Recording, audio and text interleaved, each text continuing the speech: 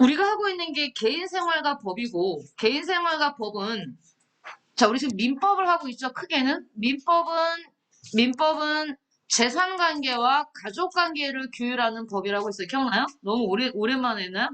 자, 우리 지금 법을 배우는데 법 중에서 우리가 지금 민법을 배우잖아요. 근데 민법은 크게 뭐와 뭐?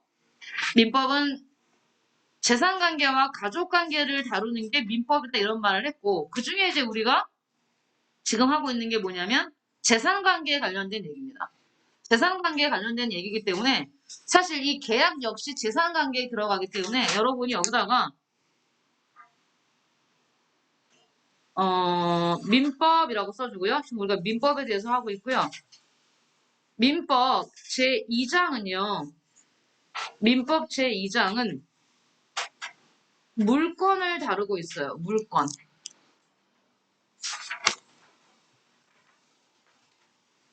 자, 물권은 뭐에 관련된 권리냐면요.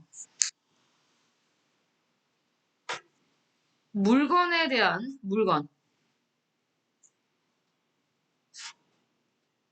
물건에 대한 권리를 물권이라고 말합니다. 물권. 이게 빠졌어요. 우리 법과 정치에서. 예전에는 정치라는 과목이 따로 있고 법이라는 과목이 따로 있어서 그 법을 할 때는 물건에 대한 권리를 우리가 직접 했습니다. 과목에서. 즉 뭐에 관련된 법이냐면 이게 부동산 관련법이에요. 부동산 관련법. 그래서 이게 물건에서 배우는 겁니다. 근데 이게 교과서에서 빠졌고요. 민법 제3장이 바로 채권에 관련된 단원입니다. 채권. 지금 우리가 배우는 건 크게 채권에 관련된 거예요. 그러면 채권이 뭔지 여러분이 쓰시면 되겠죠. 채권은 다른 사람에 대한 권리입니다. 다른 사람. 물건은 물건에 대한 권리고요. 채권은 다른 사람에 대한 권리를 말해요.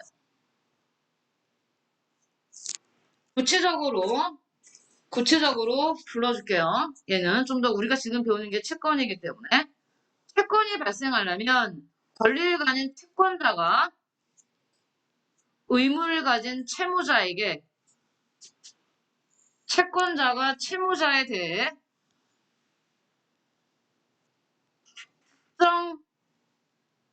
특정 행위를 청구할 수 있는 권리입니다. 특정 행위를 청구할 수 있는 권리. 이게 조금 더 구체적으로 채권에 대해서 쓴 거예요. 그러면 자, 채권은 어떤 특정한 채권자 권리를 가진 채권자 A가 자기한테 의무를 진 채무자 B에게, 즉 특정한 사람 한 명이잖아요. 혹은 두 명. 이 특정한 사람들한테만 의무를 물을 수 있기 때문에 B에게만 의무를 묻기 때문에 우리는 채권은 상대적인 권리다 해서 상대권이라고 불러요. 반면에 물건 있죠. 물건에 대한 권리. 자, 예를 들어 물건에 대한 권리, 즉 부동산에 대한 권리는요. 이거 쓰지 마세요. 지금 그리는 건. 내가 이런 건물을 갖고 있어. 자, 이 사람 A라는 사람이 건물주야.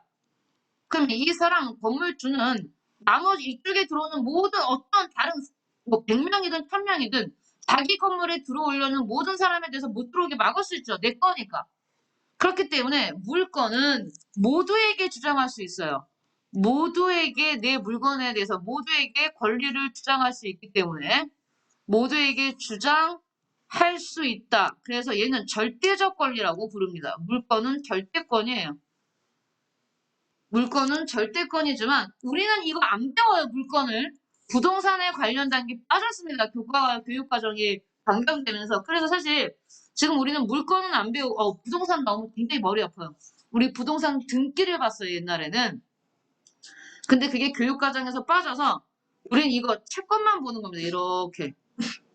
채권만 보는 거예요. 그러면 채권을 발생시키는 일들이 뭐가 있을까? 즉 채권이라는 게 뭐야? 방금 얘기했지. 권리와 의무를 발생시키는 거랬잖아. 그래서 써보세요. 이따다가 이제 1. 채권을 발생시키는 다른 사람에 대한 권리, 채권을 발생시키는 원인. 어떤 것들이 채권을 발생시킬까? 땡땡. A. 계약. 아, 그래서 우리가 뭘 배우는구나? 계약을 배웠잖아요. 첫 번째. 그쵸? 계약. 두 번째, 사무관리.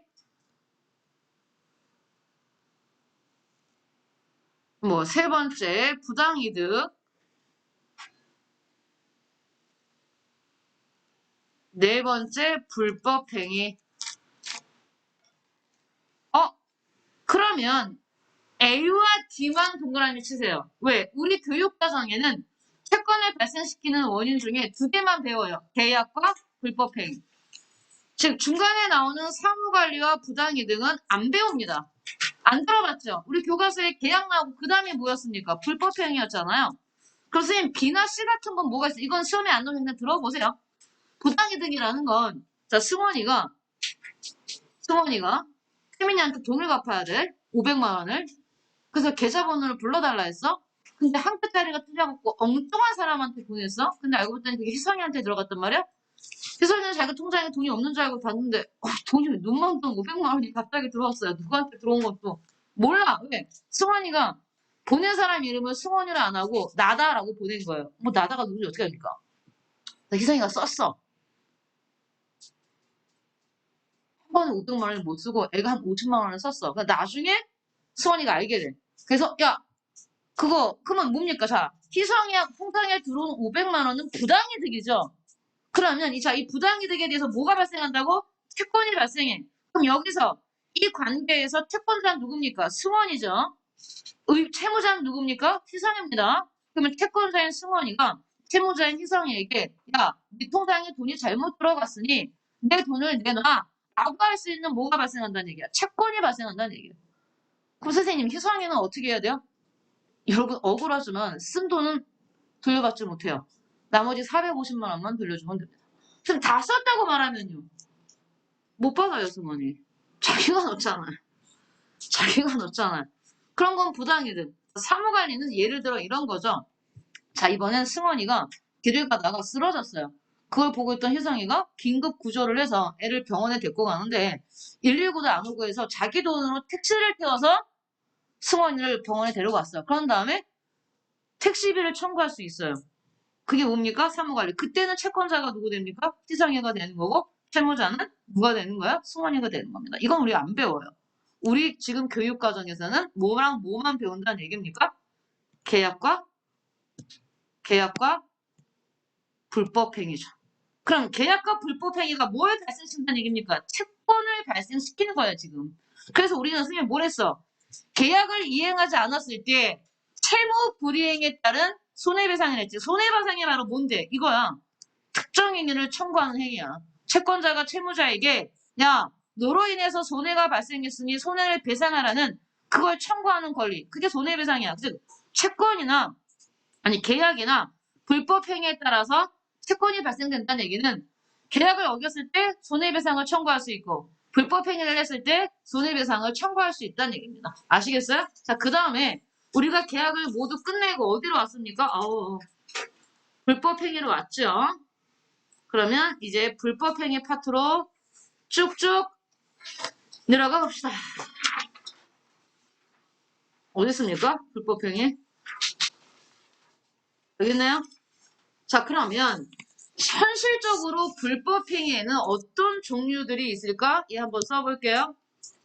불법 행위라고 했을 때 우리가 생각나는 것들 가장 대표적인 게 교통사고예요. 가장 일반적인 게 교통사고 불법 행위입니다. 교통사고는 대부분 승원이가 정말 태민이를 죽이겠다고 계획적으로 살인하지 않는 이상 대부분의 교통사고는 뭐로 인해 일어납니까? 과실이죠. 졸음운전을 했다든지 핸드폰을 보다가 전방부주의 제대로 보지 못했다든지 옆에 있는 친구랑 싸우다가 여자친구랑 싸우다가 제대로 핸들을 못 잡았다든지 이런 과실로 인한 교통사고가 대부분이고요. 그 다음에 또 뭐 있습니까? 폭행, 폭행은 확실히 불법행위죠. 그 다음에 오염물질 배출도 불법행위다. 일반적인 오염물질 배출, 몰래 밤에 쓰레기를 갖다 버린다든지 안양천에 폐수를 갖다 버리는 거. 그 다음에 또 의사가 있잖아요. 의사가 환자를 오진했을 때 의사의 잘못된 진료, 오진, 아니면 잘못된 치료, 이것도 불법행위에 들어갑니다, 여러분. 이런 것들이 다 뭐다? 불법행위의 예입니다. 그래서 우리 일상생활에서 가장 손쉽게 볼 수 있는 불법행위는 역시 뭐니 해도 뭐겠습니까? 교통사고죠. 교통사고. 그래서 우리가 지지난주에 어디까지 했냐면 불법행위가 되기 위해서는 6가지 조건을 만족시켜야 한다 했죠? 뭐? 가위가 손인 채, 외우세요 그냥. 가위가 손인 채, 가해 행위가 있었느냐, 위법성이 있느냐, 그 다음에 과실 또는 고의냐, 손해가 발생했느냐, 인과관계가 있냐, 마지막에 책임 능력이 있냐인데 이 중에서 가장 중요한 게 뭐랬습니까? 위법성과 책임 능력이랬죠. 그런 다음에 여기 가보세요. 여기 그 다음 페이지에 101페이지 말고요. 오케이. 우리 102페이지 보고 있었습니다. 102페이지에서 책임 능력과 위법성이 가장 중요한데 책임 능력이 없는 사람들, 책임 무능력자 얘기했습니다. 우리 그러면 가위가 손인 측에서 책임 능력이 없다고 판단되면 불법행위가 안 된댔죠. 그러면 책임 능력은 미성년자로서 행위의 책임을 인식할 기능이 없는 따라서 연령을 기준으로 정확하게 안 정해져 있댔죠. 책임 능력은 되게 애매합니다. 애매해서 초등학생은 무조건 책임 능력이 없다고 봤어요. 반면에 중학생은 세모야. 애매하다. 그래서 중학생은 시험에 안 나오겠지. 웬만하면 안 나오고 고등학생은 무조건 뭐가 있다? 책임 능력이 있다 했습니다. 3. 연령이 아니라 정신 능력을 가지고 책임 능력을 나누는 게 바로 이거죠. 심신상실. 심신상실과 심신미약이 있어요. 여기 보세요. 쓰지 말고. 이건 나중에 우리 형법 가서 쓸 건데 심신상실은 말 그대로 술이 어느 정도 취해지냐면 완전히 아무것도 기억이 안 나. 전혀 사물을 식별할 능력이 없을 정도로 술에 만취하거나 마약에 취했을 때 심신상실이라면 심신미약은요. 얘보다 덜 취한 거고 덜 중독된 겁니다. 그러니까 우리가 형법에서 보면 심신상실과 심신미약일 때 완전히 형량이 달라져요. 민법 같은 경우도 다 심신상실이면 책임 능력이 사라지기 때문에 불법행위가 없어져 버립니다. 불법행위가 아예 성립이 안 되죠. 근데 선생님 심신상실과 심신미약은 누가 결정하나요? 판사가 결정하겠죠. 자, 다음 위법성을 깨뜨리는 거 너무 중요해서 위법성 조각사유, 정당방위, 긴급피난 설명했죠. 자력구제, 피해자의 승낙, 그 다음에 정당행위 등이 다 뭐다? 위법성을 조각, 깨뜨리는 사유들이다 라고 해서 여러분이 볼 때 불법행위를 볼 때 이 6가지 조건을 모두 만족시켜야지만 불법행위가 될 수 있다는 거 가위가 손인 채 완전히 머릿속에 있으셔야 됩니다. 자, 오늘은 어디부터 가는 겁니까, 여러분? 손해배상부터 가겠습니다. 자, 그러면 6가지 조건을 모두 만족시켜서 가위가 손인책을 만족시켜서 손해배상을 해야 한다면 손해배상은 어떻게 하는 거냐라는 얘기입니다. 일단 손해배상의 뜻이에요. 가해자의 위법한 행위니까 법을 어긴 행위이기 때문에 이게 불법행위가 되는 거죠. 불법행위. 위법한 행위로 발생한 손해를 보존해 주는 걸 손해배상이라고 하는데 이제 나오죠. 네, 뭐합니다, 여러분? 민법에서는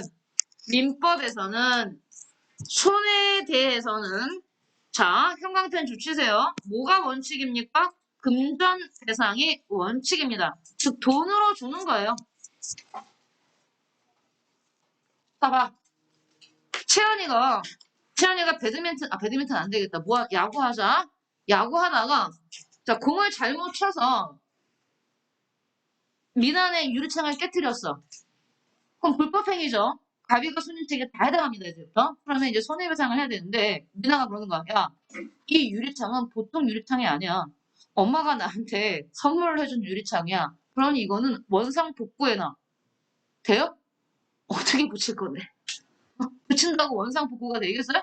안 되잖아. 그렇기 때문에 그냥 그 가격에 해당하는 금전으로 계산하는 게 원칙입니다. 즉 원상복구라는 게 불가능할 때가 너무 많기 때문에 그래요. 자, 그 다음은 계속 쓰세요. 이게 첫 번째 금전배상의 원칙이다. 2번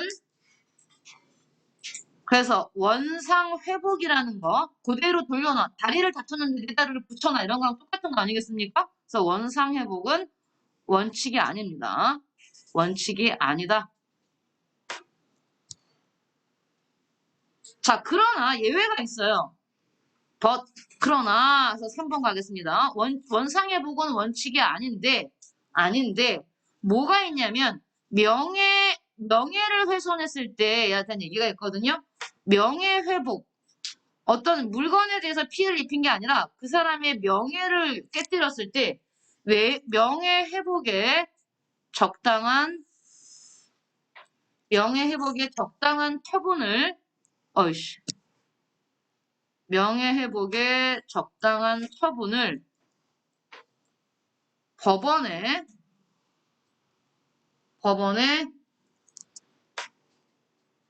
청구하고 법원은 누가 여기다 법원은 반드시 누가 피해자가 청구했을 때만 피해자가 청구했을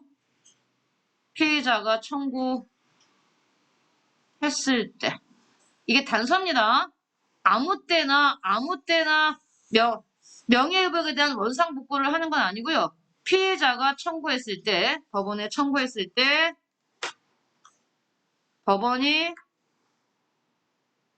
판결을 내릴 수 있다.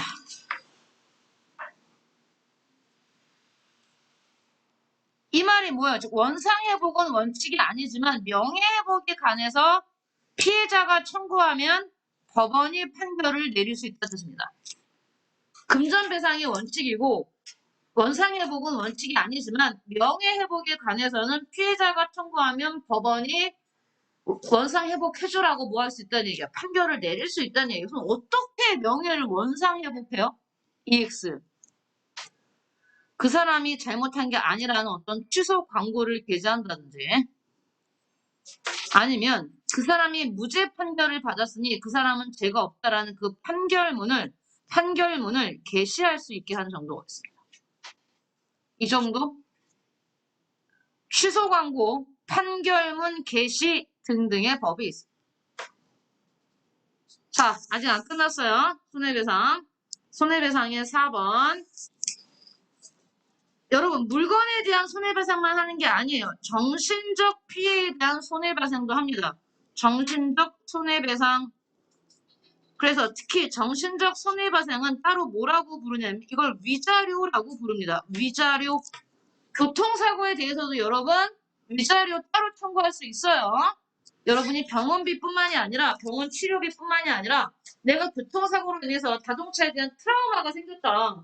난 도대체 자동차를 못 하겠다 이제라는 어떤 그 정신적 피해에 대한 위자료 청구를 하는 겁니다. 여러분은 위자료 하면 이혼만 생각하시죠? 모든 정신적 피해에 대한 손해배상을 뭐라고 부르는 겁니까? 위자료라고 부르는 겁니다.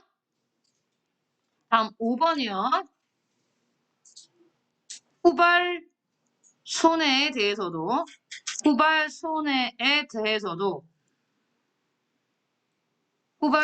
대해서도 그럼 후발이라는 게 뭐야? 사고 당시가 아니라 사고 이후에 발생하는 거거든요. 그래서 EX 표시하시고요. 가장 대표적으로 교통사고 당시 합의를 했겠죠. 피해보상을 손해배상을 받았겠죠. 합의 이후 교통사고 당시 합의 이후 후유증이 발생할 수 있어요. 나중에 2, 3년 뒤에 이후 후유증이 발생했을 때 후유증 발생 시 보상해야 됩니다.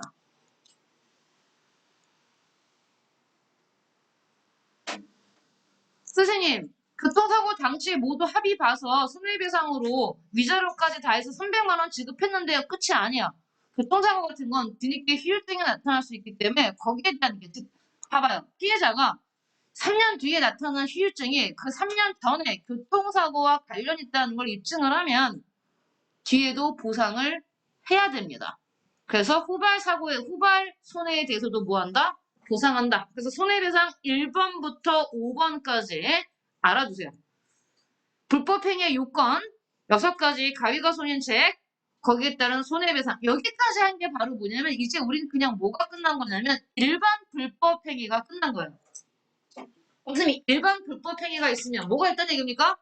특수 불법행위가 있다는 얘기죠. 근데 사실 민법 책에 일반 불법행위, 특수 불법행위라고 따로 나오진 않아요. 그냥 시험 볼 때 뭔가 구별해서 부르려고 그냥 일반적으로 그렇게 부르는 거예요. 법에는 안 나왔지만 일반 불법행위라고 부르고 특수 불법행위라고 부릅니다. 그럼 선생님 시험에는 어떻게 나와요? 당연히 시험에는 일반 불법행위라고 나오고 특수 불법행위라고 나옵니다. 정신 차리세요. 자, 안경을 꼈군요. 보이겠네요? 그래서 오늘 여러분 쓸 데가 없죠? 그래서 나도 이렇게 포스트잇이 더덕더덕 붙어 있는데 포스트잇을 준비하세요. 아니면 쓸 데가 있으면 준비 안 하셔도 되고요. 선생님이 쓸 데가 없어요. 여기에. 자, 어디다 쓸까요? 나는 일단 어디다 쓰겠습니다. 여러분 알아서 쓰세요. 지금까지 배웠던 일반 불법행위 일단 써보고 갈게요. 일반 불법행위입니다. 지금 특수 불법행위 안 들어왔고 일반 불법행위를 그냥 예를 들어서 써보겠습니다. 일반 불법 행위의 예라고 쓸게요. 일반 불법 행위의 예라고 쓸게요. 선생님은. 자, 갑이 킥보드를 타고 가다가 킥보드 갑이 킥보드를 타다가 항상 을은 피해자가 되네요. 을을 다치게 한 경우 에 대해서 보겠습니다. 자, 그러면 갑이 킥보드를 타다가 을을 다치게 한 경우가 일반 불법행위에 해당하는지 해당하지 않는지에 대해서 우리 6가지 조건에 넣어보자 그랬죠? 가위가 손인 채 1. 가해 행위가 있었냐라는 거죠. 가해 행위 했어? 했죠? 다치게 했잖아요. 다치게 했다. 이게 가해 행위입니다. 두 번째, 위법성이죠. 위법성에 걸리죠. 위법성이라는 게 뭡니까? 법질서 전체에 위반되는 것으로서 법이 보호할 가치가 있는 이익을 침해하는데 자, 을의 신체는요. 사람의 신체는 법이 보호할 가치가 있다고 생각하겠죠. 근데 지금 을의 신체, 법이 보호할 가치가 있다고 생각하는 을의 신체를 다치게 했기 때문에 을의 신체를 뭐 한 겁니까? 다치게 했다는 얘기는 훼손했다는 얘기인데 이거는 쓰셔야 됩니다. 법이 보호할 가치가 있는 겁니다. 신체는. 그렇기 때문에 신체를 훼손한 거기 때문에 역시 위법성 있다라고 보시는 겁니다. 위법성의 뜻은 선생님이 100만 번 강조했어요. 반드시 나와요. 뜻이 뭔데 이거? 법이 보호할 가치가 있는 것을 훼손시키는 게 위법성이야. 법이 보호할 가치가 있는 것을 훼손시키는 거. 법질서 전체에 위반되는 거. 다시 한번 기억하세요. 자, 과죠. 세 번째. 과실 또는 고의. 갑이 킥보드를 타다가 을을 다치게 한 경우는 고의는 아니잖아요. 계획된 건 아니잖아요. 그러면 뭡니까 이때는? 과실이죠. 과실이 있다. 가위가 손해가 발생했느냐? 발생했죠. 왜? 신체가 훼손됐기 때문에 신체 훼손 일단 오케이입니다. 정신적으로 피해를 받을 수도 있어요. 그건 나중에 따질게요. 일단 뭐가? 신체가 훼손돼서 뭐가 들어가요? 병원비. 그죠? 병원비. 그 다음에 정신적인 위자료까지 나올 수 있습니다, 여러분. 손해 발생했고요. 인과관계가 있느냐? 즉, 을이 다친 게 갑 때문이냐라는 관계죠. 당연하죠. 갑의 행위 때문에 우리 다쳤기 때문에 오케이 합니다. 마지막에 책입니다. 손인 책임 능력이 있느냐 합니다. 자, 그러면 선생님 어떻게 나왔어요? 여기 이렇게 나왔어. 근데 갑이 미안해요. 실수예요. 끝났죠. 가위가 손인 책에서 5번까지 모두 다 오케이 했는데 갑이 7살이라고 하는 순간에 뭡니까? 책임 능력이 없습니다. 그래서 불법 행위는 성립되지 않습니다.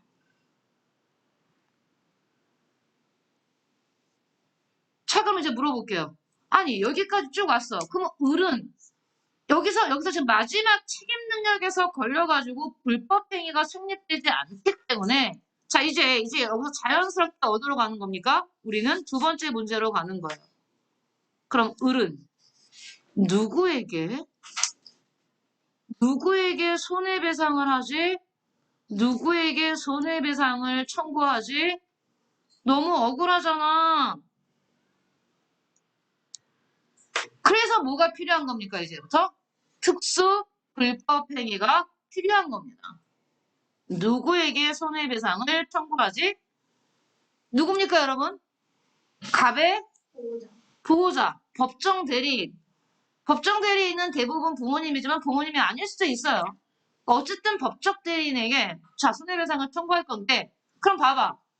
갑의 부모는 직접 을을 다치게 하지 않았잖아요. 그때 갑의 부모님은 엄마, 아빠는 어디서냐? 아빠는 집에 있었고 엄마도 집에 있었는데 각자 자기 할 일을 하고 있었어. 킥보드 안 탔단 말이야. 킥보드는 갑이 탔어.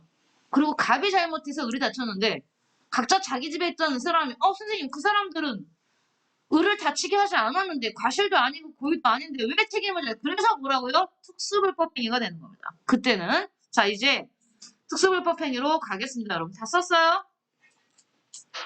졸려요? 졸리면 얘기해. 잠 깨면서 가게. 중요해. 자 특수불법행위의 뜻 보세요. 불법행위로 인한 손해배상에 손해에 대해 배상을 받기 어려운 여기 나오잖아.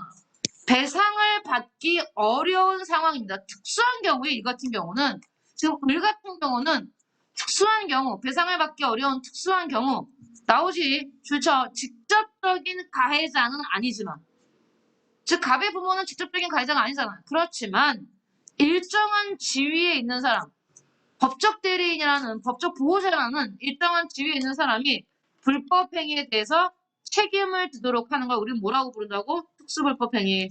특벌입니다. 특벌. 몇 개 있어요? 번호 매겨. 1, 2, 3, 4, 5. 특수불법 행위는 5개입니다. 책임 무능력자의 감독자 책임, 사용자 배상 책임, 공작물의 점유자 소유자 배상 책임, 동물 점유자의 배상 책임, 공동 불법 행위까지 5개가 있어요. 그래서 선생님은 이 하나하나의 모든 경우에 따라서 예를 들어서 설명을 해줄게요. 예를 들어서 자 그거를 선생님이 어딘가에 써야 합니다. 쓸 게 많네. 이거 안 되는데. 여기도 써야 돼요. 이건 뭐야? 이건 혼인이잖아요. 여기까지만 쓸 수 있는 거군요. 103페이지까지만 선생님이 쓸 수 있는 거군요. 103페이지까지 쓸 수 있는 모든 공간을 찾아서 써보겠습니다.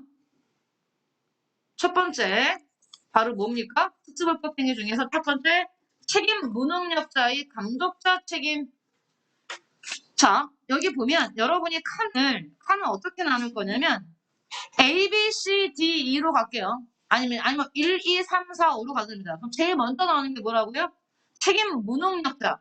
책임 무능력자. 초등학생 같은 경우는 책임 무능력자였지, 그치? 책임 무능력자의 감독자 책임을 2개로 쓸 거예요. A, A-1, A-2. 책임 무능력자의 감독자 책임이 경우가 두 가지 경우가 있기 때문에 2가지로 갈게요. 어떻게 쓰는지 알겠죠? 선생님이 첫 번째 A-1로 가겠습니다. A-1 책임 무능력자의 감독자 책임 이렇게 씁니다. 책임 무능력자의 감독자 책임.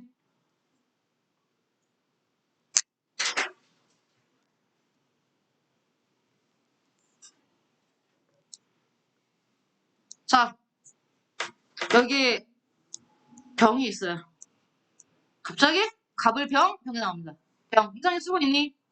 병. 자, 병은 부모예요. 누군가의 부모입니다. 자, 누가 있냐면 여기 갑이 있어요. 갑의 부모네요. 자, 갑의 부모. 갑은 아까 몇 살이었습니까? 7세. 7세. 근데 얘가 킥보드를 타고 가다가 을을 다치게 했기 때문에 얘는 가해자가 되는 거죠. 자, 얘가 을을 다치게 했죠. 을. 자, 을은 뭐가 되는 겁니까? 피해자. 피해자가 되는 겁니다. 근데 갑이 7세이기 때문에 뭐가 없어요? 책임 능력이 없습니다. 책임 능력이 없기 때문에 책임이 없어요. 그러면 을은 책임 능력이 없는 갑에 대해서 손해배상을 청구할 수 없다 그랬잖아요. 그죠? 그래서 손해배상을 청구할 수 없어요. 그러면 누구한테 손해배상을 이렇게 자꾸만 줘줘요? 얘는 손해배상을 청구할 수 없고 병한테 손해배상을 청구할 수 있는 거죠. 자, 병은 갑의 부모이기 때문에 뭐라고 부를 거냐면 자, 친권자라고 불러요. 친권자.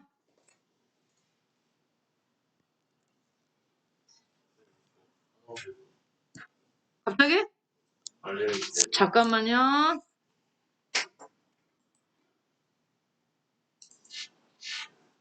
보세요. 아까 병은 갑의 부모로서 친권자이고 여기 나옵니다. 이 이름이 뭡니까? 책임 무능력자의 감독자 책임이잖아요. 그렇게 되면 책임 무능력자인 갑의 감독자는 누가 되는 겁니까? 부모가 되는 겁니다. 그래서 여기다 쓰셔야 됩니다. 부모님 병은 친권자 또는 감독자가 되는 겁니다. 그래서 을은 갑에게 손해배상을 청구할 수 없고 갑의 행위는 여기 일반 불법 행위가 성립되지 않는 겁니다. 책임 능력이 없기 때문에 일반 불법 행위가 성립되지 않아요. 그래서 피해자 을은 병에게 손해배상을 청구할 때 이때는 그냥 청구하는 거 아니야. 특수불법 행위에 대한 특수불법 행위가 성립하기 때문에 그래서 뭐 할 수 있는 겁니까?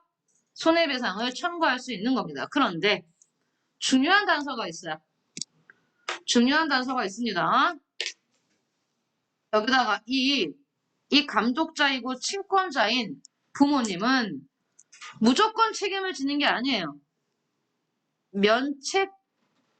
책임을 면하게 받을 수 있는 면책이 가능합니다. 어떨 때 면책이 가능한지 쓰셔야 돼요. 면책이 가능합니다. 병이, 즉 친권자인 병이 자기의 아들, 자녀인 갑을 감독해야 할 의무를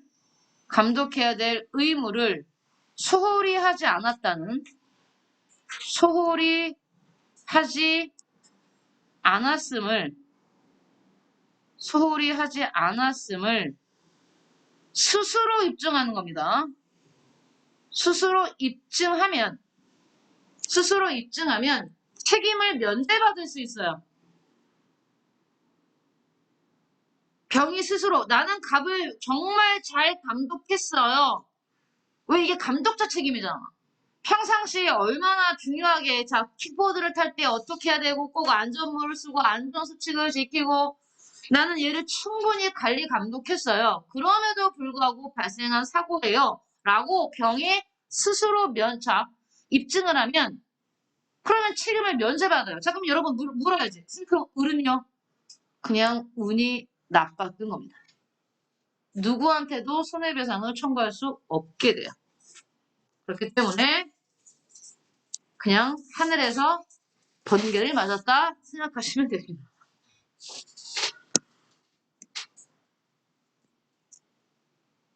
여러분 요거 밑에다가 이렇게 하고 쓰세요. 일반 불법 일반 불법 행위 시 피해자가 상대방의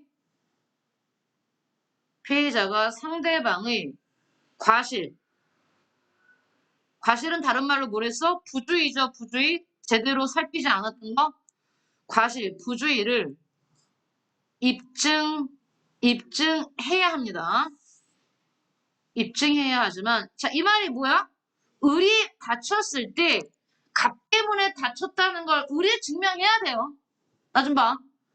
7세 갑이 그냥 킥보드를 타고 지나가는데 얘한테 친 게 아니고 옆에 있다가 자기 혼자 그냥 넘어져서 놀라서. 이거는 인과관계가 발생하지 않아요. 근데 얘 때문에 놀랐다는 거를 만약에 정말 놀라서 얘 때문에 다른 이유가 아니고 얘 갑 때문에 너무 놀라서 자기가 다쳤다면 그거를 피해자가 입증해야 됩니다. 어떨 때? 일반 불법 행위일 때는. 하지만 특수불법 행위가 되면요. 특수불법 행위. 이때는 어떤 경우입니까? 병의 경우죠. 특수불법 행위에서는 피해자가 병의 관리 감독을 입증하는 게 아니고요. 감독자 스스로 입증해야 되는 겁니다. 감독자 스스로 입증해야 한다. 감독자 스스로 입증해야 된다.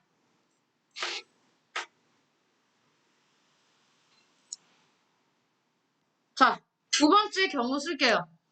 다 쓰셨으면요.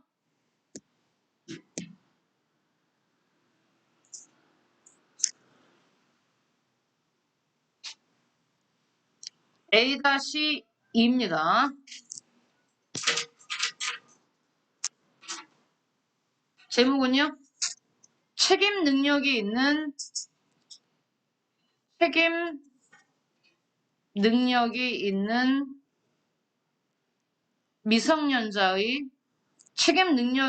미성년자의 감독자 책임입니다.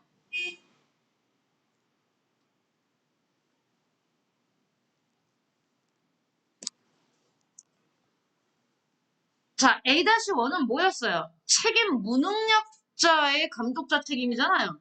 얘는 책임 능력이 있는 미성년자의 감독자 책임 달라요. 그래서 책임 능력이 있는 미성년자, 얘는 책임 무능력자. 자, 그러면 이게 똑같은 경우야. 자, 여기 병이 있습니다. 병. 얘는 역시 부모죠. 그 다음에 갑이 있습니다.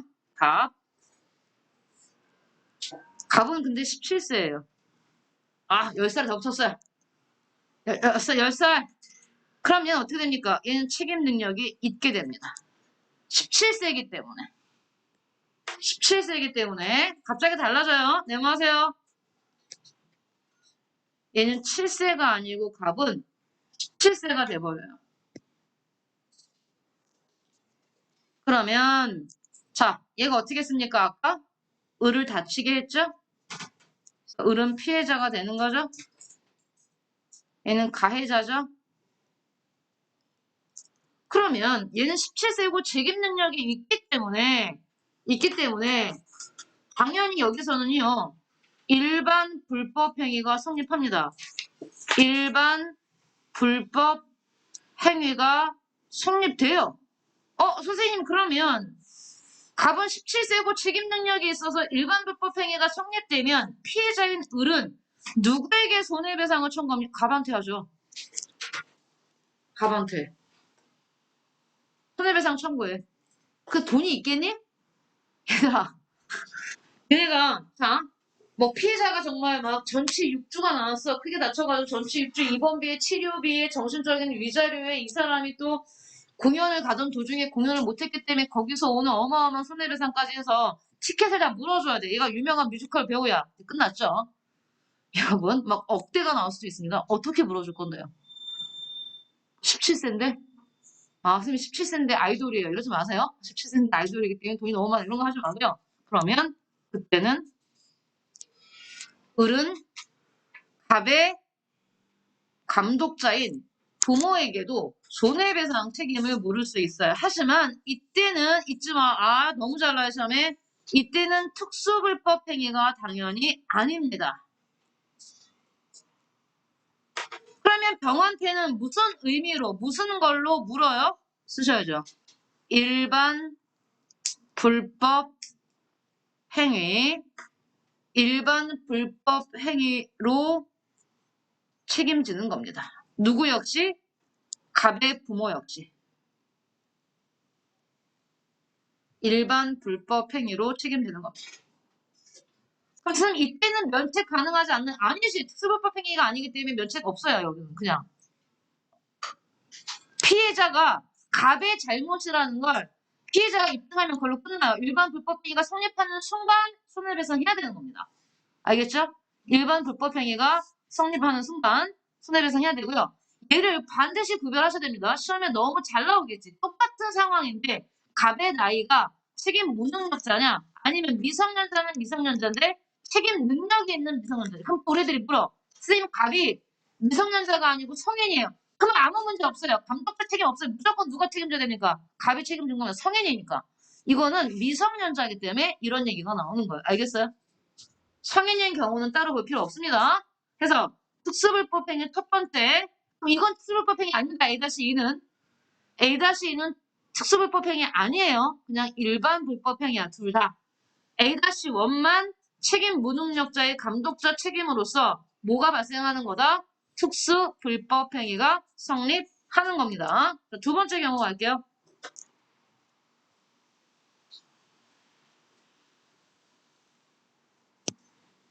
자, 두 번째 경우 B라고 할까요?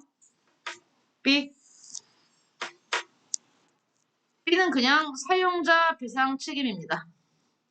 사용자 배상 책임. 사용자 배상 책임. 자, 똑같은 경우 발생해요. 항상 다 병이 있어요. 이변의 병은 부모가 아니라 사용자야. 즉 편의점 사장이야. 아니면 치킨 가게 사장님이라고 해봅시다. 우리 가장 예를 많이 듣는 거. 자, 반면에 누가 있습니까? 오토바이를 직접 타고 가던 갑이 있겠죠.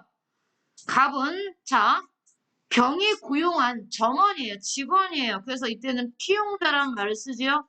고용된 사람 피용자. 피용자 갑은 25세입니다. 25세이기 때문에 당연히 성인이고요. 충분히 책임 능력 있습니다. 자, 얘가 가해자야. 그래서 킥보드든 오토바이든 타고 배달을 하다가 을을 치였어. 그럼 을은 뭐가 되는 겁니까? 피해자가 되는 거죠. 자, 그러면 일단 여기서 갑은 25세 책임 능력이 있는 사람이고 을의 신체를 훼손했기 때문에 당연히 여기는 뭐가 발생하는 겁니까? 중요합니다. 일반 불법 행위가 성립합니다. 일반 불법 행위가 성립됩니다. 그렇기 때문에 을은 갑에게 손해배상을 청구할 수 있는 거예요. 손해배상 청구 가능합니다. 그런데 선생님 여기서 일반 불법 행위 성립해서 갑에게 손해배상을 청구하면 끝나는 거 아닌가요? 아니요. 이때는 이 가해자 갑이 일을 하다가 이 가게에 병이 있는 뭐 치킨 가게든 이게 편의점이든 어떤 공장이든 이 사람과 관련된 어떤 배달 업무를 하다가 사고를 했으면 을은 사용자인 병에 대해서도요 손해배상 책임을 물을 수 있습니다. 손해배상 책임을 물을 수 있어요. 근데 이때는 뭐가 되는 거야? 일반 불법 행위 아니에요. 을이 병에게 물을 수 있는 건 특수 불법 행위입니다. 특수 불법 행위가 되는 겁니다. 특수 불법 행위. 그리고 이때 병은 뭐에 대해서 책임을 지는 거냐면요. 자신의 과실에 대한 책임을 지는 겁니다. 과실 책임이에요. 선생님 이때는요. 자 여기 보시면 아까 봐봐요. 요 위에서 책임 무능력자의 감독자 책임에서 이 부모 친권자인 갑의 친권자인 병이 지닌 게 특수불법행위인데 이때도 뭐냐면요. 이때도 과실 책임이에요. 내가 관리 감독을 소홀히 했다라는 과실에 대해서 책임지는 겁니다. 얘도 과실 책임입니다. 얘도 과실 책임입니다. 얘도 내가 어떤 과실을 줬다는 얘기야.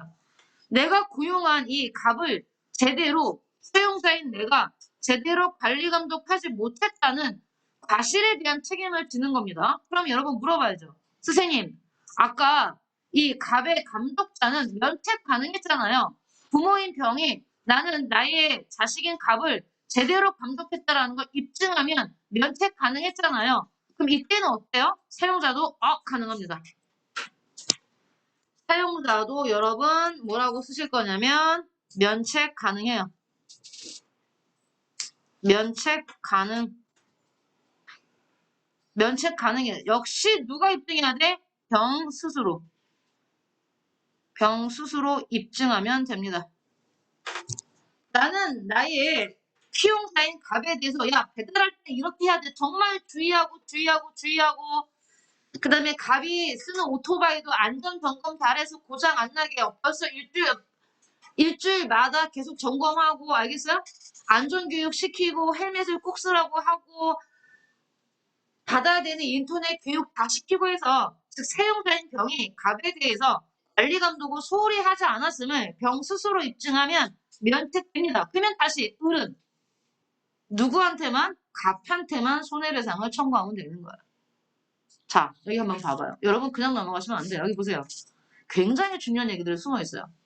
우리 겨우 지금 세 가지 경우가 있는데 세 가지 경우가 얼마나 다른지 한번 보실래요? 똑같은 삼각형에 등장인물 갑을병밖에 없잖아요. 그런데 여기 봐. 보라고. 첫 번째 경우는 갑과 을에서는 일반 불법행위가 성립하지 않아요. 그리고 을과 병에서는 특수불법행위만 성립합니다. 두 번째 경우는 갑과 을도 일반 불법행위가 성립돼요. 여기서는 하지만 특수불법행위는 아닙니다. 여기는 둘 다 여기는 일반 불법행위가 성립되고 을과 병은 특수불법행위가 성립돼요. 여기 보세요. OX, OO, OO인데 똑같이 OO인데 여기서는 둘 다 뭡니까? 일반 불법행위, 일반 불법행위죠. 여기서는 일반 불법행위, 특수불법행위입니다. 무슨 말인지 알겠어? 어떻게 실현할지 뻔하지. 색깔 살짝 바꾸겠지.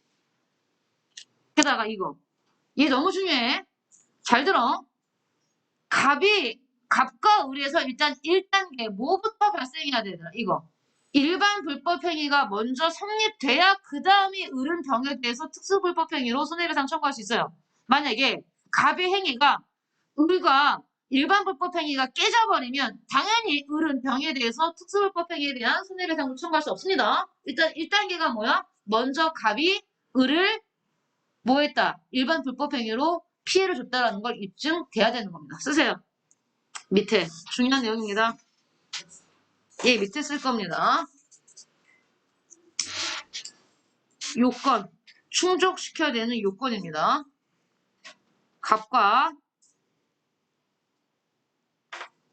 갑과 병 사이의 고용관계가 일단 성립이 돼야 되고요.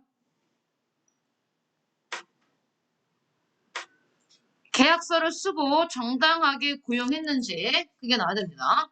다음 두 번째 갑의 일반 불법 행위 갑의 일반 불법 행위 갑의 일반 불법 행위가 성립해야 됩니다. 근데 어떨 때 뭐 하면서 내가 업무상 일을 하다가 합니다. 사무집행 관련이에요. 즉 내가 업무상 을에게 피해를 입힌 게 아니라 혼자 퇴근하고 놀러 가다가 그건 안 됩니다. 특수불법행위 안 돼요. 사무집행 관련이어야 됩니다. 세 번째 사용자인 병이 갑을 고용하는 거죠. 선임하고 감독에 대해서 감독의 의무를 제대로 지키지 않았을 때 내가 소홀하게 했을 때 그때 뭐가 특수불법 행위가 성립한다는 얘기예요. 이건 특수불법 행위가 성립되기 위한 요건을 말합니다. 세 가지 다 만족시켜야 돼요. 고용관계 있어야 되고, 그 다음에 갑이 을에게 일반 불법 행위를 성립했다. 뭐 하면서 일하다가, 업무상 일하다가 피해를 입혀내는 겁니다. 아까도 말했지만 일을 끝나고 퇴근하다가 갑이 을을 치웠다. 그거는 을은 병한테 특수불법 행위 책임 물을 수 없어요. 일을 하다가, 그 다음에 병 역시 선임 감독, 예를 들어 계약서를 안 썼다. 고용계약서. 그럼 안 돼요. 선임할 때 또, 자, 병이 갑을 선임할 때, 봐봐. 고용할 때, 너 사고 낸 적 있니? 없는데요? 이 정도로 끝나면 안 돼요. 이 사람이 상습적으로 사고를 내는 사람인 걸 알고도 고용했다? 그러면 병은 무조건 손해배상 해야 되는 겁니다. 관리감독을 소홀히 한 거기 때문에. 이게 뭔데? 사용자 배상 책임은 사용자가 피용자에 대해서 관리, 선임, 감독을 소홀히 했다는 걸 입증하는 겁니다. 쉬었다 할게요. 자, 옆에다 쓰셔도 되고 밑에다 써도 이어지는 겁니다. 계속해서. 물론 이 내용과는 다른 내용이지만요. 이렇게 쓸게요. 병이 감사, 사용자인 병이 갑에게, 즉 피해자인 갑에게 특수불법 행위의 책임을 지고 손해배상 책임을 지는 경우, 손해배상 책임을 지는 경우,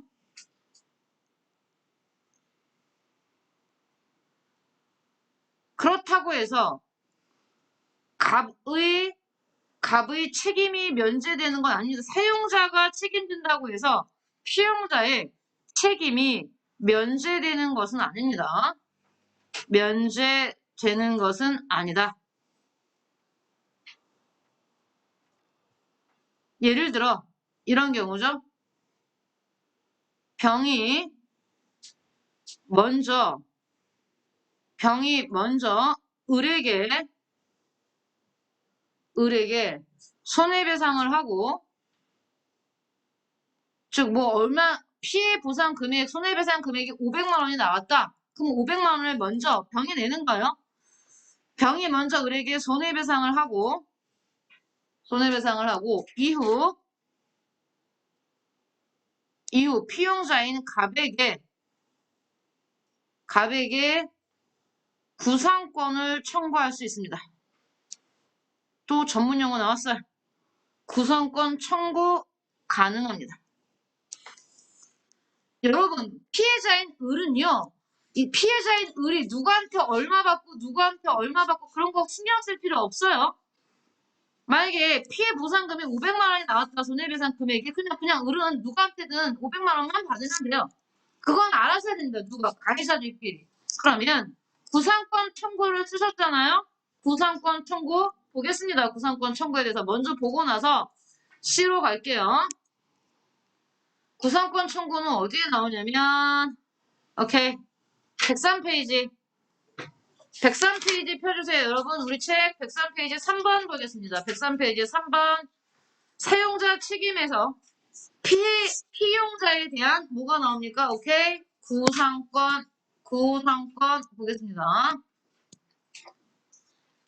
사용자 책임은 사용자가 피용자를 사용함으로써 이익을 얻는 과정에서 피용자가 타인에게 손해를 입힌 때에는 사용자가 배상 책임을 부담하는 것이 공평하다는 보상 책임의 원리에 기초하고 있다. 그런데 민법 제756조 제3항에서 사용자의 피용자에 대한 구상권을 인정하는 결과 최종적으로는 피용자 개인의 책임으로 규결되는 구조로 되어 있다. 이러한 구조는 근본적으로 보상 책임의 원리에 충실하지 못하다는 것, 다시 말해 피용자의 사용 과정에서 발생한 손해를 피용자에게 전가하여 부당하다는 점에서 민법에는 정함이 없지만 구상권 행사에 일정한 제한이 있어야 한다는 것이 학설의 일반적인 견해다. 해서 얘는 구상권에 대한 설명이 아니고 구상권이 좀 부당하다는 견해가 있다 이런 얘기인데요. 쓰지 말고 들어보세요 그냥. 그럼 이게 무슨 말이에요? 라고 한 번에 이해가 안 가시면요. 이런 경우죠. 화면 보세요.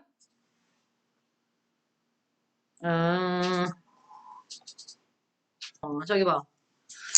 원래 여기 아까 병이 있고 갑이 있고 을이 있으면 자, 배달원이었던 갑이 아르바이트생이었던 갑이 배달을 하다가 을을 치워서 다치게 하면 당연히 갑이 책임을 지죠. 손해배상 책임을 지는데 왜 사용자 사장인 치킨 가게 사장인 병한테도 특수불법 행위를 성립시키게 만들었냐면 갑이 업무상 일을 하다가 피해를 입히면 일정 정도의 책임도 누가 져야 한다는 얘기예요. 사용자도 져야 한다는 취지에서 이러한 사용자 배상 책임이라는 특수불법 행위를 만들었잖아. 그런데 자, 아까 을이 다쳐가지고 500만 원의 이제 비용이 나왔어. 500만 원. 그러면 이 500만 원을 병이 특수불법 행위가 성립해서 갚아줬어. 갚아줘놓고 병이 자기의 피용자인 갑에게 나중에 구상권을 청구하면 결과적으로 갑이 다 500만 원을 갚아준 병한테 월급에서 500만 원을 깐다고 쳐봐요. 그러면 결과적으로는 다 누가 갚는 게 되는 겁니까? 갑이 다 지불하게 되는 거죠. 그러면 이게 무슨 의미가 있냐 이런 얘기입니다. 뭐하러 굳이 특수불법 행위를 만들었니? 나중에 사용자가 알바생한테 자, 이 사람이 봐봐. 병의 특수불법 행위가 성립했다는 얘기는 병의 관리 감독을 소홀히 했다는 얘기거든. 예를 들어 오토바이를 갑이 옛날부터 고쳐달라고 했어. 이거 지금 불안하다. 너무 오토바이가 오래됐다. 근데 갑은 뭡니까? 갑은 뭐예요 한마디로? 갑이에요, 을이에요. 여기서 말하는 갑과 을의 관계. 얘는 약자잖아요. 사장이 안 고쳐주면 어쩔 수 없잖아요. 근데 사장이 계속 차일피일 미루는 거야. 아 그래. 나 요즘에 워낙 수입이 안 좋으니까 내가 다음 달에 고쳐줄게. 좀만 타봐. 아 사장님 이거 진짜 말을 안 듣는다니까요. 브레이크가 안 돼요. 좀 타봐. 그래서 갑이 가다가 브레이크가 정말 고장이 나서 을을 다치게 했어. 그랬기 때문에 뭐가 특수불법행위 성립하는 거죠.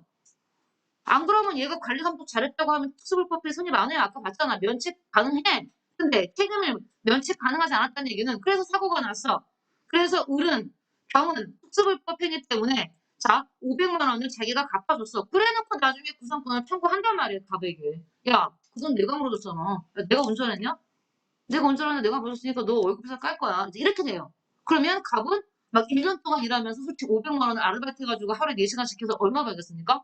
그럼 결과적으로는 뭐야? 갑은 결국 얘가 다 을한테 손해배상을 한 게 되니 약가인 갑을 얘들아 사용자 배상 책임이라는 거 피해자를 위한 것도 있지만 피용자 즉 고용이 되는 이 사람들을 위한 것도 있어요. 취지가. 그런데 구상권을 청구해버리면 이 법을 만든 취지가 무색해진다라는 게 이 본문의 내용이에요. 이해하십니까? 무슨 말인지? 오케이. 그래서 사실 여러분이 보면 법이 완벽할 수는 없어요. 결과적으로는 법을 쓰는 사람들, 법이라는 무기를 들고 직접 칼을 휘두르는 사람들, 그 사람들이 누굽니까? 판사예요. 그들이 결정을 하기 때문에 우리 나중에 형사재판 가서 뭐 볼 거냐면 국민참여재판을 배울 겁니다. 일명 배심원 재판인데 우리나라의 국민참여재판은 배심원한테 결정권이 없어요. 미국이랑 달라져. 미국은 배심원들이 결정을 합니다. 유죄와 무죄와 형량까지 배심원이 결정을 하지만 우리나라는 결정은 다 누가 할 거냐면 판사가 할 겁니다. 그러니까 법이라는 무게를 들고 칼을 휘두르는 판사들이 어떤 결정을 내리냐에 따라서 달라져요. 그러니 판사는 오직 법률과 헌법과 양심에 따라 재판한다고 하지만 어디 뭐 그렇습니까 현실이? 그렇지 않죠. 자 C 가겠습니다 여러분. C는 어디 있을까? 우리 어디서 쓰고 있었어요? 칸이 있요. 칸이 있어요. 선생님은 옆에다가 C 쓰겠습니다 여러분. 세 번째 특수불법 행위가 되겠죠. 세 번째 특수불법 행위는 공작물 점유자, 소유자 책임입니다, 여러분. C라고 쓰시고요. 공작물 확대할게요.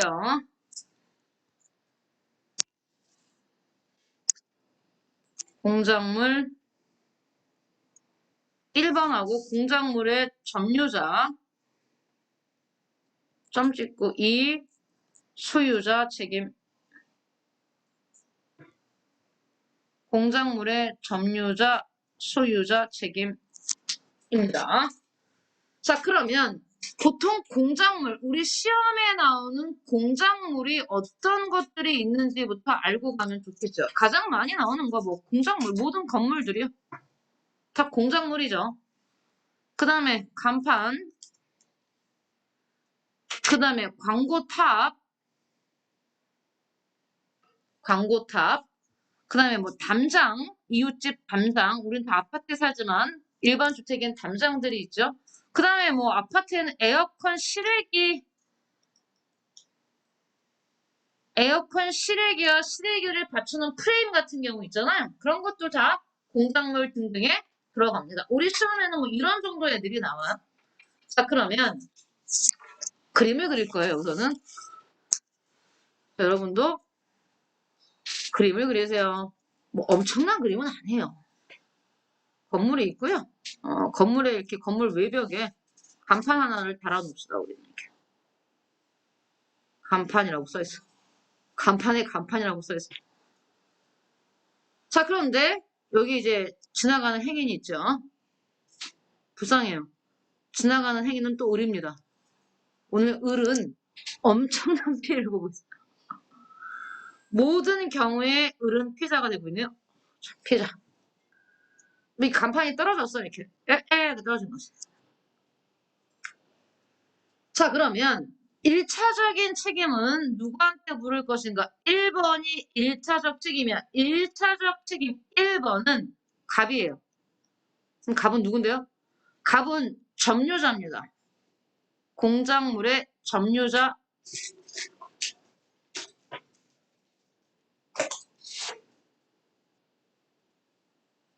자, 이 사람이 갑이야. 반면에 자, 병이 있어요? 병은 건물주야. 신보다도 높다는 건물주. 소유자입니다. 소유자. 얘가 누가 되는 겁니까? 2번이 되는 애죠. 얘는 점유자, 소유자니까요. 공작물 점유자, 소유자 책임입니다. 자, 그러면 일단 이 피해자에게 손해배상 책임을 져야 하는 사람은 공작물의 점유자예요. 얘가 1차 책임이 있어요. 1차 책임. 근데 1차 책임이 있는데 공작물 점유자는 당연히 이건 무슨 행위입니까? 이건 이 자체가 그냥 일반 불법 행위가 아니에요. 왜냐하면 이 건물 간판을 이 갑이 떨어뜨린 거 아니잖아요. 간판에 저절로 떨어진 거야. 그러니까 내가 하지 않은 일에 대해서 책임지는 거기 때문에 이건 무조건 뭐야? 특수불법 행위야. 특수불법 행위입니다. 이건 특수불법 행위. 그렇기 때문에 얘는 자, 점유자는요, 얘한테 손해배상 책임이 있어요. 특수불법 행위가 성립하기 때문에. 근데 이 1차 책임을 가진 갑은요, 역시 면책 가능해요. 면책 가능합니다. 어떻게 해야 되는데요? 자기가 스스로 입증해. 갑이 스스로. 나는 내 간판이 위험하다고, 간판은 위험하지 않지만 이 간판이 걸려있는 이 건물 외벽이 위험하다고 계속 건물주한테 얘기했어요. 외벽 공사 안 하면 간판 떨어질지 몰라요. 간판이 위험해라고 계속 소유자한테 전화하고 건물 수리해달라고 얘기했어요. 즉, 나의 책임은 다했어요. 라고 스스로 입증하면 공작물 점유자는 책임이 없어집니다. 자, 그럼 이제 누구한테 가야 됩니까? 당연히 이 피해자는 공작물 소유자한테 가야죠. 공작물 소유자한테 가봅시다. 자, 이렇게 되면 1번을 하고 났잖아요. 근데 얘가 자, 잠깐만요. 이 1번, 2번은 점유자, 소유자에 대한 얘기고 지금 책임이 가는 사이즈는 자, 얘가 먼저 어디다 쓸까? 오케이, 여기다 쓸게. 얘가 A를 먼저 했어. 특수불법 행위를 물었어.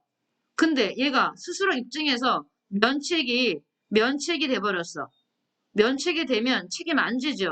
책임 안 지면 그때 누구한테 가는 겁니까? C, 병한테 가는 겁니다. 근데 이때는요, 잘 들어. 뭐 별 10개짜리 나옵니다, 이제. 유일하게 얘만 무과실 책임입니다. 나는 스스로 공작물에 대해서 관리를 했어요라고 할 필요도 없어요. 그냥 무조건 무과실 책임에 책임져야 돼요. 공작물 점유자가 책임을 지지 않으면 소유자는 무조건 책임지는 겁니다. 유일하게 특수불법 행위 중에 무과실 책임은 여기 있습니다. 무과실 책임. 누구의 책임만? 공작물의 소유자 책임만. 점유자는 과실 책임이에요. 점유자는 얘는 과실 책임이에요. 점유자는 과실 책임, 소유자는 무과실 책임. 처음 나왔습니다. 무과실 책임. 선생님 저 앞에서 근대민법과 현대민법의 차이를 설명하면서 현대민법에 가면 뭐가 나올 거다? 무과실 책임이 나올 거다 했잖아요. 자, 그건 누구만 책임? 소유자. 소유자. 이거 순서 봐주세요. A, B, C. 일단 1차적인 책임은 점유자한테 먼저 물어야 됩니다. 점유자한테 갔다가 점유자가 스스로 입증해서 면책되면 그제서야 누구한테 가는 거야? 소유자한테 가는 거예요. 바로 소유자한테 가는 거 아니에요. 꼭 기억하세요. 순서. 이 피해자는 1차적으로 공작물의 소유자, 즉 간판을, 자, 이 간판이 카페 간판이야. 그러면 카페를 운영하는 점유자인 갑에게 손해배상을 청구해야 돼. 근데 카페 운영자인 갑이 나는 건물주에게 끊임없이 이 외벽을 수리하라고 얘기했다. 라고 해서 면책됐어. 그러면 어떻게 돼? 그때는 이제 건물 소유자에게 책임을 묻는데 그때 건물 소유자는 무조건 책임져야 돼요. 무조건 책임져야 됩니다. 무조건이야. 무과실 책임은 무조건 책임입니다. 알겠죠? 오케이. 해서 특수불법 행위에서 가장 중요합니다. 뭐가? 공작물 소유자 책임. 왜? 유일한 뭐니까? 무과실 책임이에요. 나머지 자 보세요. 우리 지금 A, B, C 있잖아요. 여기서 다 책임 무능력자의 감독자 책임도 과실 책임이고요. 사용자 대상 책임에서 사용자도 과실 책임이고요. 공작물 점유자 책임에서 공작물 점유자도 과실 책임이고요. 공작물 소유자만 유일하게 무과실 책임이 되는 겁니다. 자, D 갈게요. 다 와갑니다, 이제. 우리 두 개만 하면 돼요. A, B, C, D 가겠습니다. D. D는 뭡니까? 동물 점유자 책임. 동물 점유자 책임입니다.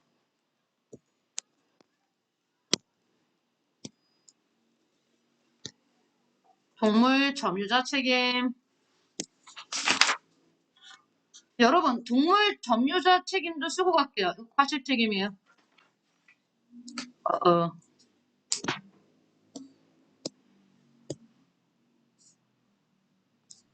얘도 과실 책임입니다. 무과실 아닙니다. 이제 가볼게요.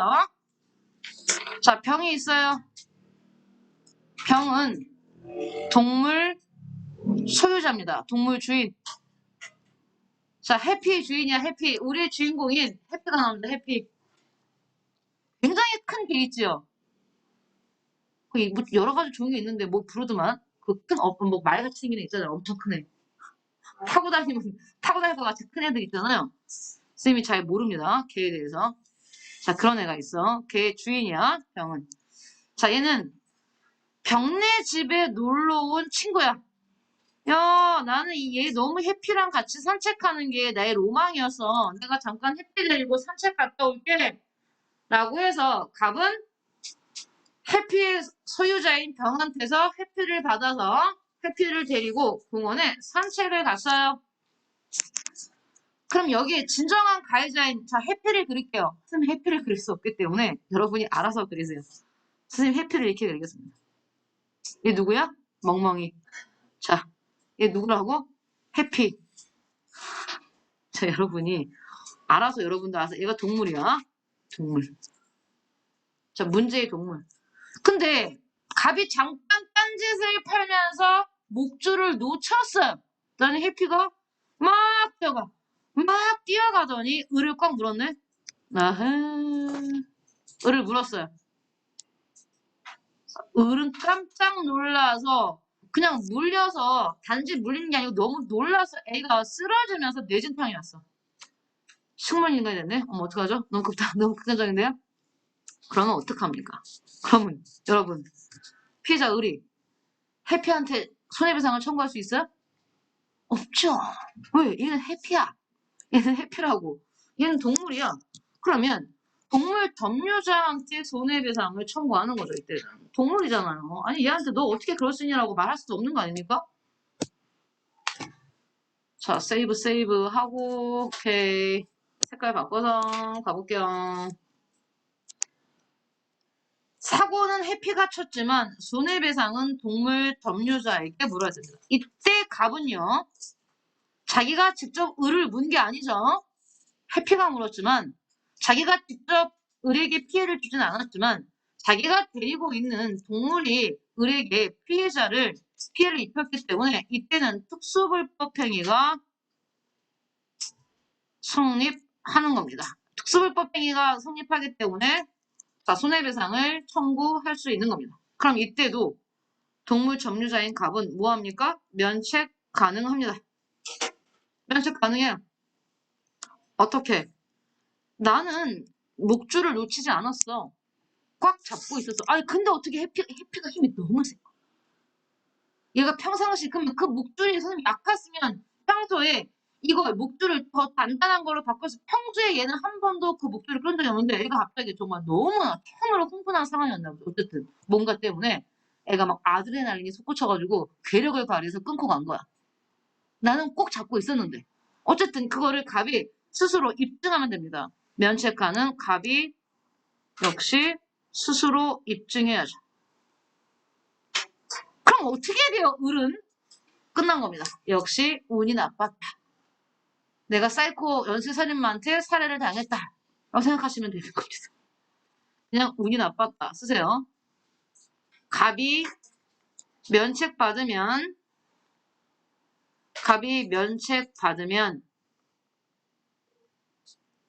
을은 방법이 없습니다.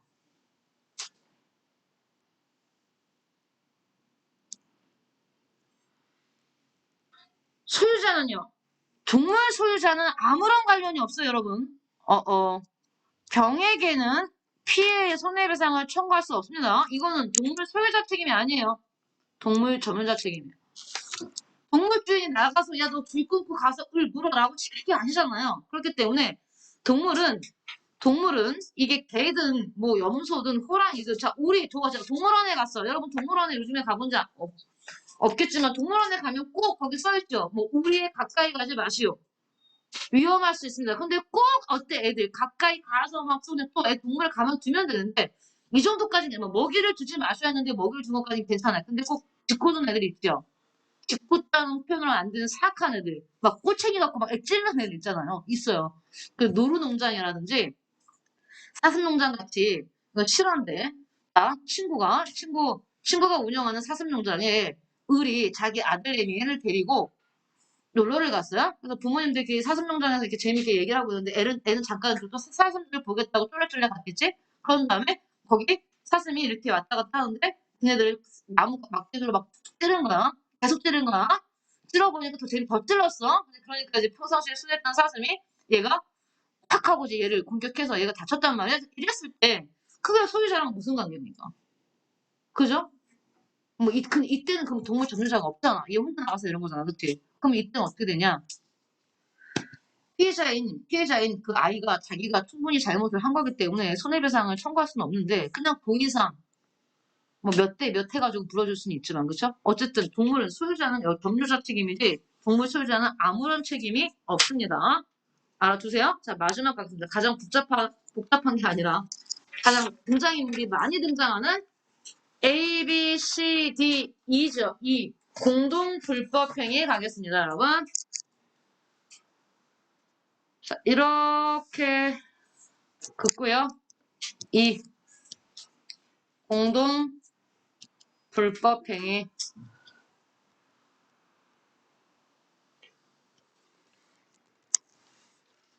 자, 선생님이 아주 많은 사람을 등장시키진 않을게요. 아까 3명이니까 한 4명 정도 가겠습니다. 먼저 정, 그 다음에 병,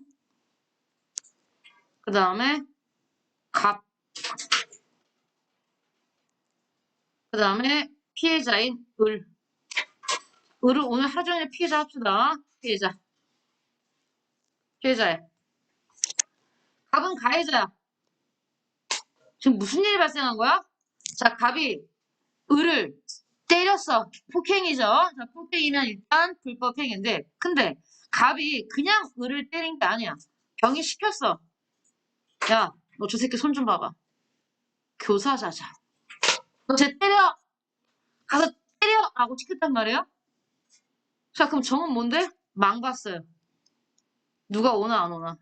방조자가 되는 겁니다. 선생님, 저는 망만 봤는데요. 소용없어요. 우리 같이 묶을 겁니다, 얘네들은.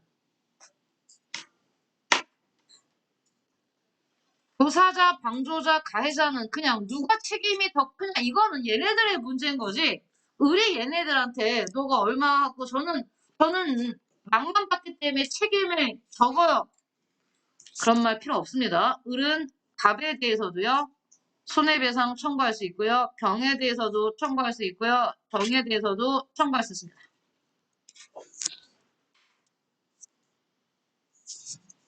자, 그러면 어떻게 되는 겁니까? 여기 가해자가 한 명이 아니죠. 이제 공동이죠. 가해자들이 되는 겁니다. 가해자들.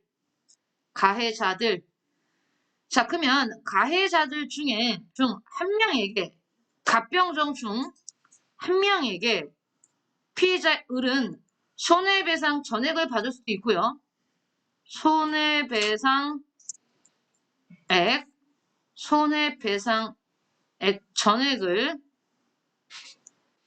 전액을 청구 가능합니다.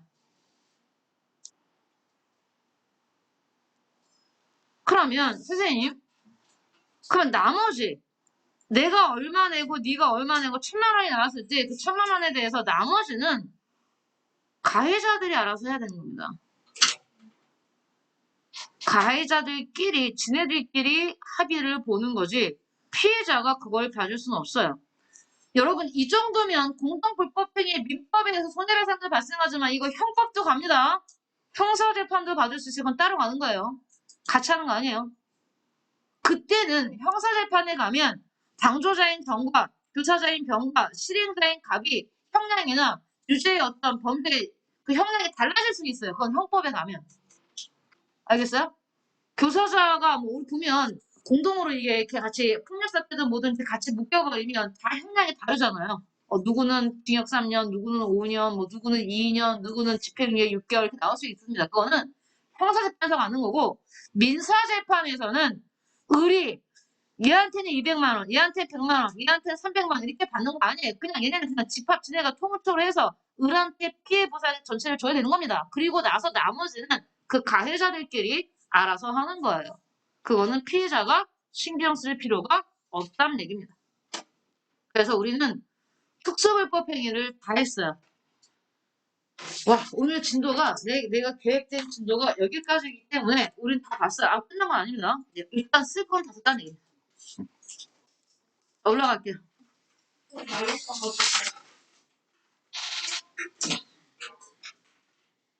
어디로 가셔야 되냐면 자, 위법성 조각 받고 오케이. 여기 보겠습니다. 몇 페이지? 103페이지 조금 더 보겠습니다. 103페이지. 4번 볼게요. 4번. 공작물의 설치 또는 보존상의 하자를 인정한 사례. 판례 볼게요. 폭설로 차량 운전자 등이 고속도로에서 장시간 고립된 사안에서 자, 폭설은요 정말 우리가 예상하지 않았던 사태죠. 근데 그러면 폭설 때문에 차량 운전자가 고속도로에서 오도 가도 못하고 장시간 동안 고립된 사안에서 고속도로 관리자가 고립 구간에 교통 정체를 충분히 예견할 수 있으면 여기서 고속도로 관리자는 국가겠죠. 아니면 시라든지 지방정부가 될 수 있습니다. 고속도로 관리자가 고립 구간의 교통 정체를 충분히 예견할 수 있었으면 왜 거긴 자주 눈이 내렸을 테니까 교통 제한 및 운행 정지 등 필요한 조치를 충실히 이행하지 않았기 때문에 주셔요. 고속도로 관리상의 하자가 인정된다. 그러면 고속도로는 뭡니까? 써요. 공작물이죠. 그러면 공작물을 관리하는 사람, 공작물 소유자가 되겠죠. 국가가. 고속도로기 때문에. 고속도로는 국가과잖아요. 아니면 지방정부과란 말입니다. 그래서 여기 누구? 고속도로 관리자. 얘가 뭐가 돼? 공작물 소유자가 되겠죠. 공작물 소유자. 그래서 하자가 인정됐다고 했기 때문에 얘네들한테 뭐가 발생한 겁니까? 책임이 발생한 겁니다. 대법원 판례에서 대법원 판례. 우리나라는 판례법이죠. 다음 갈게요. 미국의 판례법. 어느 건물에 화재가 발생하였는데 그 건물의 외벽 등이 내화 구조로 내화라는 게 이제 불에 강한 소재들 있죠. 그런 구조로 되어 있지 않고 그 건물에 자동 수화 장치 등 화재 확산을 방지하기 위한 시설이 갖추어져 있지 않아 인접 건물에까지 불이 붙어서 연소된 사안에서 좋습니다. 이제 공작물의 설치 또는 보존상의 하자를 무엇입니까? 인정한 거죠. 하자로 인하여 화재가 옆 건물까지 확산되어 손해가 발생했다면 공작물의 설치 보존상의 하자는 화재 사고의 공동 원인의 하나가 되었다고 본다. 역시 뭐 한 겁니까? 책임 물은 겁니다. 대법원 판례입니다. 2015년. 그래서 이런 내용이 나오면 뭡니까 이거? 공작물 소유자 점유자의 특수불법 행위입니다. 다시. 특불 일부는 아니에요. 특불이다. 다음 5번 보겠습니다. 공작물의 점유자와 소유자 책임. 주택의 임차인 그 임차인로부터 6개월 남짓 지나서 아궁이에 연탄불을 피워놓고 잠을 자다가 연탄가스가 부엌과 방 사이의 문틈으로 스며드는 바람에 그 가스에 중독되어 상해를 입었다. 주택 임차인은 주택 소유자에 대해 무엇을 청구 원인으로 하여 어떤 책임을 물을 수 있을까? 자, 임차인은 거기 새들어 사는 사람이고요. 주택 소유자는 그 집 주인이겠죠. 공작물의 점유자, 그러면 임차인은 그 집에 새들어 사는 사람은 점유자가 되는 겁니다. 그렇죠? 공작물의 점유자인 임차인이 그 설치, 보존상의 하자로 피해를 입었을 경우 일단 소유자가 1차로 공작물 책임을 지고 다만 임차인에게 과실이 있음을 이유로 50%의 내모합니다. 오케이. 현실적으로는 이게 있어요. 과실 상계, 즉 책임을 나누는 거죠. 이 건물이 하자가 있는 건 오케이 인정해. 그러면 이 집이 오래됐기 때문에 하자가 있으니까 건물 소유자가 일단 책임을 지는데 네가 주의하지 않은 것도 있잖아. 네가 부주의한 것도 있잖아. 그러니까 나한테 100% 책임은 아니야? 과실 상계한다? 책임을 나누는 거. 여기 보세요. 여러분 교통사고에서 지금은 뭐가 되게 일반화되어 있습니까? 앞에 카메라 있잖아요. 그렇죠? 근데 예전에는 차들이 다 자동 감지 카메라를 달고 다니지 않았어요. 그지? 그다음에 길거리에 그렇게 CCTV가 많지 없었기 때문에 접촉사고가 나면 일방적으로 누구의 책임은 아닙니다. 쌍방관 책임이 대부분 있거든요. 물론 일방 책임 100% 있을 수 있지만 대부분은 쌍방관 책임인데 진짜 중요한 건 몇 대 몇이냐. 7대 3이냐, 6대 4냐, 5대 5냐, 그치? 2대 8이냐. 이게 예전엔 너무 중요해서 먼저 빨리 카메라로 사진을 찍어놓는 사람이 유리했어요. 하지만 요즘에는 다 후방 카메라 있고 앞에 전방 카메라 있고 CCTV 정말 놀라워요. 선생님이 실제로 운전을 하다가 오래 운전했습니다.